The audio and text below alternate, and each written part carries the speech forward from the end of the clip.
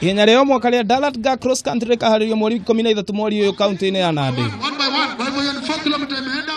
Mahenya maya marĩa mahũthĩragwo meta kĩririkano kĩa ũrĩa warĩ president wa Athletics Kenya Isiah Kiplagat makahumbũrĩri nĩ mũnyitĩrĩri rekodi ya Dalat Marathon thĩinĩ wa thĩ Eliud Kipchoge arĩ ta barothi ihenya-inĩ rĩrĩ. This year we are starting a mentorship program. We are going to mentor the first 10 children. The mentorship has already started, but we are going to particularly target the children who are going to run from the 5-year-olds to the 12 years old. We want to make a difference. Dad's dream was nurturing future talents.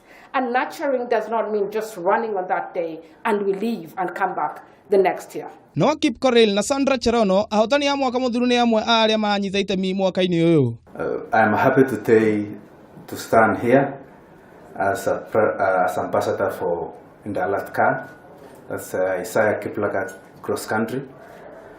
Reason is that Dalat is the race whereby you can actually discover the talent, you can nurture the talent, and also it's a family run. Isiah Kiplagat was our great friend. Apart from being the president of Athletics Kenya, he was my personal friend.